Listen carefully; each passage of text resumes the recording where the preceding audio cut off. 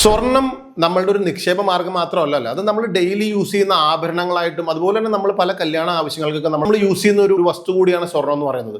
സ്വാഭാവികമായിട്ടും നമ്മളൊരു 5 കൊല്ലം മുമ്പ് 1,00,000 രൂപ നമ്മൾ സ്വർണം മേടിക്കാൻ മാറ്റി വെച്ചിട്ടുണ്ടെങ്കിൽ ഇന്ന് നമുക്ക് അന്ന് കിട്ടുന്ന അത്ര സ്വർണം കിട്ടില്ല. അതുപോലെ തന്നെയാണ് ഈ വെളിച്ചെണ്ണ, അതുപോലെയാണ് നമ്മുടെ നിത്യോപയോഗ സാധനങ്ങൾ. കഴിഞ്ഞ കുറച്ച് നാളുകളായിട്ട് വെളിച്ചെണ്ണയുടെ വില ഭയങ്കരമായിട്ട് കയറി പോവാണ്. നമ്മൾ ഇവിടെ സ്റ്റക്കായിട്ട് നിൽക്കുക എന്നുള്ളത് മാത്രമേ നമുക്ക് ചെയ്യാൻ പറ്റുള്ളൂ. പക്ഷേ ഇത് നിങ്ങൾ മനസ്സിലാക്കേണ്ടത്, ഇൻഫ്ലേഷൻ എന്ന് പറയുന്ന ഒരു കാര്യം നമ്മുടെ ജീവിതത്തിൽ ഉണ്ടാക്കുന്ന ചില എഫക്റ്റുകളാണ് ഇതൊക്കെ.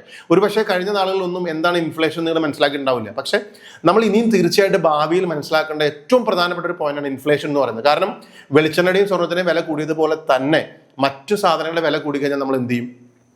നമുക്ക് ഇൻഫ്ലേഷനെ ബീറ്റ് ചെയ്യാൻ, ഇൻഫ്ലേഷനെ മറികടന്നുകൊണ്ടുള്ള ഒരു വളർച്ച ഉണ്ടാക്കണമെങ്കിൽ നമ്മൾ തീർച്ചയായിട്ടും നമ്മുടെ കൺവെൻഷണൽ ആയിട്ട് സേവിങ്സുകളിൽ നിന്ന് മാറി നല്ല നല്ല റിട്ടേൺസ് കിട്ടുന്ന ഇൻവെസ്റ്റ്മെന്റിലേക്ക് മാറിയാൽ മാത്രമേ നമ്മൾ ഇൻഫ്ലേഷനെ ബീറ്റ് ചെയ്ത് നമുക്ക് ജീവിക്കാൻ പറ്റുള്ളൂ. അപ്പോൾ അതേതാണ് നിങ്ങൾ കണ്ടുപിടിക്കുക. എന്നിട്ട് ബുദ്ധിപൂർവ്വം നിങ്ങൾ ആ ഉള്ള ഇൻവെസ്റ്റ്മെന്റിലേക്ക് നിങ്ങളുടെ കൺവെൻഷണൽ ആയിട്ട് എല്ലാ സ്കീമുകളും മൈഗ്രേറ്റ് ചെയ്യുക എന്നുള്ളതാണ് നമുക്ക് ചെയ്യാൻ പറ്റുന്ന ഒരു കാര്യം.